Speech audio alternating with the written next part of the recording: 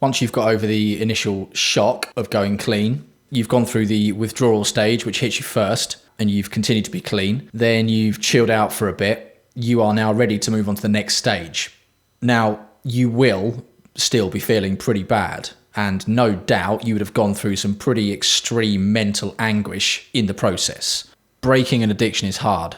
Your mind will be flying around all over the place. One minute you feel good, the next minute you feel bad. But when you start training and getting yourself in shape, all of that will level off. Please know that once you have got to this stage where you think you're ready to start training, it's going to get a lot easier from here.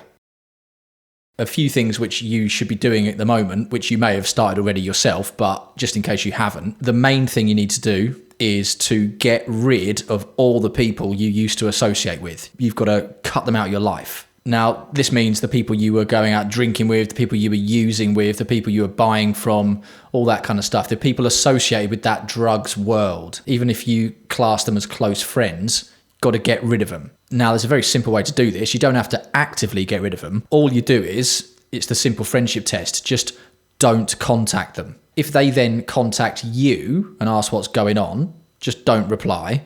And then if they contact you again and again, then they're concerned about you, right? And then maybe you could reply to them and tell them what's going on. But the chances are, even if you think they're your good friends at the moment, while you're still in this drugs mindset, they're not actually your friends. They're drugs friends. When you stop contacting them, probably 99% of them will just disappear. You'll never hear from them again. Because people who use drugs of any kind, mostly the people they associate with are enablers. Now that means they're just looking for other people to use with. That's the same with every drug, all right? Alcohol, whatever. So if an enabler suddenly disappears, the person who's using won't try and seek them out unless it's their only enabler. They'll just continue their own path to destruction themselves. So yeah, just cut them out of your life by not contacting them. Now, before I actually tell you exactly what to do, it is worth me explaining the idea behind this and why this is the best way to do things. Why is cycling the best way to get yourself out of an addiction? Well, quite simply, the nature of it lends itself to recovery. Cycling, when you do it as training, and that means you follow a plan and you go out and you push yourself and you stick to it, it requires discipline, extreme discipline. It requires and develops endurance. You are going to be spending a lot of time alone doing this. So you'll be there with your thoughts and just you pushing yourself and no drugs to block them out. You are slowly, whilst you're doing this, going to be rediscovering your own mind. You're going to be coming to terms with yourself, the real you. It's going to be quite humbling at first because you'll realize how unfit you are, but you will start improving and you'll progress very quickly if you stick to the plan. This will give you some self-respect. Any drug you use gives you a false image of yourself. That's why people do it. It's an easy way to make yourself feel good about yourself without actually having done any work to kind of deserve that. If you go and get drunk, you forget about your problems and you don't address them and you sort of feel good in yourself. Same with any other drug. It's escapism. Cycling, training is the opposite. You are only as good as you are. There's no hiding it. It's completely honest, especially road cycling. The fittest person in the best form will win the race. There's no other way around it. And there's no way to hide it. There's no way to kind of talk your way out of it. You are as good as you are. The numbers don't lie. You are, by doing this training, going to shift your mind away from this idea of hiding things, giving yourself a false image of yourself, lying to yourself, using things to mask the true reality of yourself. And you're going to take yourself head on and you're going to go through it and improve yourself over time and with stamina and endurance. The next thing, the training system, especially with road cycling, is short-term, mid-term and long-term realistic goal orientated based on self-improvement. The more you do it, the better you get. Anyone can do it, regardless of, gender, age, race, etc. And it's just you versus you in the purest sense. Whilst doing this, you get used to pushing yourself. You get used to self-analysis. You get used to not winning every time.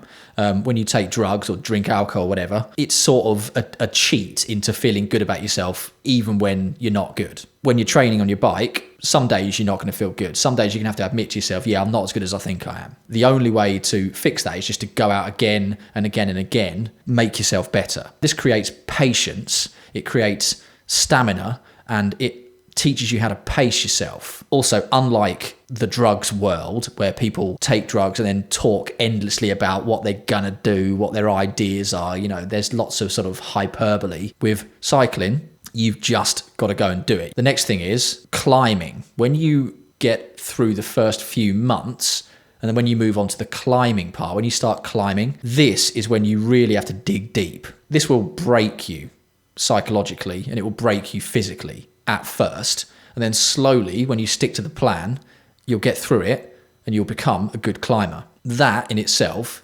is extremely useful in getting over addiction. It completely strips away any false image you have of yourself. This will be a huge milestone in your recovery. Now, this training plan will be broken down into months. We're going to do 6 months at first, spread across a number of videos, with month 1 starting next video. Right, here we go then. This is what you need to get before we start training. This will just be a list, so take note and get it. The first things are free. Sign up for a Strava account and a Ride with GPS account. You should already have your Google Drive account from when you started tracking your progress from day 1. Next, you need to get a Garmin, or at a push, you can use your smartphone. A Garmin's better. As you're going to use it for mapping, I would recommend getting one of the 800 series Garmins or a 1000 series if you can get it cheap. Don't get a 520 because the mapping on that's shit. Next, you're going to need some cycling clothes. Just get cheap stuff at the moment because you'll be overweight. Go on Wiggle and just get the cheapest DHB stuff. Be prepared for this stuff to be baggy on you in a couple of months. So don't go and buy any expensive shit unless you're a millionaire. Next, you're going to need a bike if you don't have a bike, right? If you've got a bike, just use that. If it works, if the brakes work, if you can pedal on it and it doesn't fall apart, it's good to go. You can upgrade later once you get into it. If you don't have a bike and you don't want to spend loads of money, which is probably most people, get yourself an aluminium frame road bike, which is a couple of years old in the sale. Get Shimano 105 gears. Make sure it fits you properly. There's loads and loads of videos on YouTube about that. You can just check it out yourself. Then, obviously, you need a helmet. Just get a cheap one, but a good one. Next thing is shoes. Get some cheap Shimano shoes. Pedals, just get 105 pedals. Don't worry about a power meter yet. You're not going to need that at the moment. You can do this entire system and ride for the rest of your life without a power meter and recover from addiction, no problem, which is the goal here. If you get into it and then a bit further down the line you think, I want to turn myself into an absolute performance god, yeah, get yourself a power meter. But at the moment, don't worry about all that stuff. There'll be loads of stuff online saying, you got to get a power meter, blah, blah, blah. Don't worry about that. You're not worried about power at the moment. You're worried about recovery. You got your bike, your Garmin, your helmet, your shoes, your kit. You're ready to go. What's the first thing you do?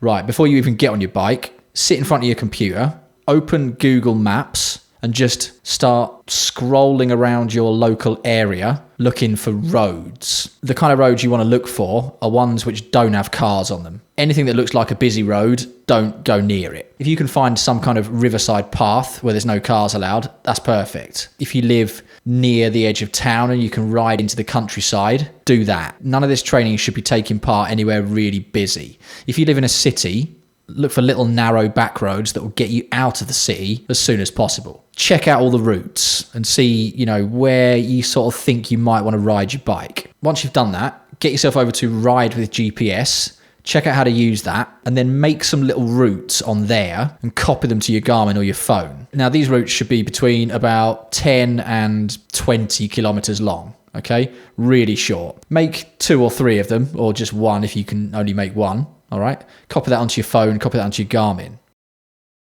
Once you've done that, get your helmet on, get your shoes on, get your kit on, fill up a water bottle with water, and then just go out and ride the route. Even if you have to stop 100 times, even if you get lost, just ride it from the start to the finish, get home, have a shower, clean your bike, and upload it to your Strava account. Now, when you're actually doing this ride, don't think that it's a training ride. You're not pushing yourself, okay? You're not going to try and make yourself out of breath. If you want to go fast, but enjoy the fact that you're clean, you're off drugs, and this is the start of you getting extremely fit. So no matter how fat you feel on the bike, if you feel like you're out of breath, just spinning the pedals around, this is the worst shape you're going to be in. From here, it's just going to get better. So you've done your very first ride with no drugs, no drink, nothing in you. Okay, you've done that. So that's step one, done.